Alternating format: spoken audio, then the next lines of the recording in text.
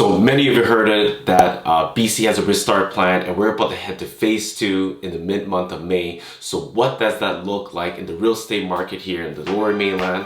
Well, we're about to talk about it right now.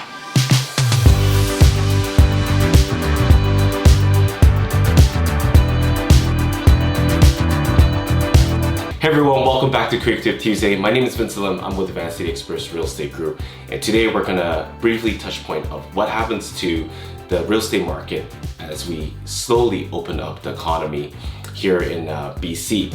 So let's get this under 2 minutes. Let's hit the clock. In the last week and a half, we've been starting to get calls for showings for our listings, and prior to that, we were getting it was pretty quiet. We were getting calls, but we were not getting multiple calls per day. So we start to see that there's activity going on in the listings.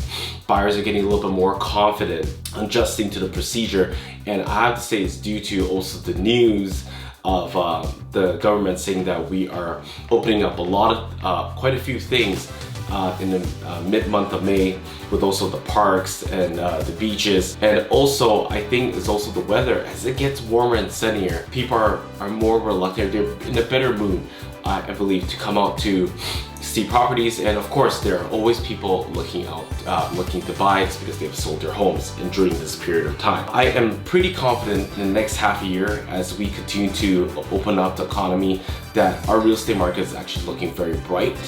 And of course, it's not going to be a jump overnight, but I think people are going to get more confidence, and people are going to get back to work. So it also affects the lending. People are able to borrow money and be able to purchase. But that is only if we are not heading to a second wave. If people are not following the safety measures, we might go back into the second wave, and that might disrupt the real estate market from going back to what it becomes normal to be more active. So if you are a seller right now, I would just say hold on tight. Don't sell out of fear. Be informed with your listing realtor. Have open communication. Adjust to marketing techniques. Things that your realtor will give you advice on what to do. And also, of course, price matters. But as I said, don't sell out of fear. Don't buy into if a buyer realtor is saying that this is the COVID pricing. Know the numbers. Know the data.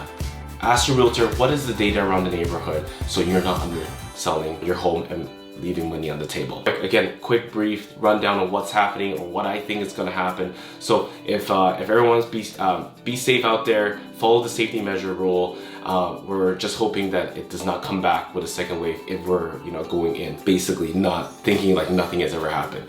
Because I just saw on the news last week issue of 1,900 warning tickets over on the parks and beaches, which is pretty ridiculous. And I'm all about people going out, getting fresh air, hanging out, but do it in a safe environment, 2 meters apart, whatnot. So anyways, stay safe out there. If you guys like this video, please share, please like it, please subscribe to my channel, and leave a comment.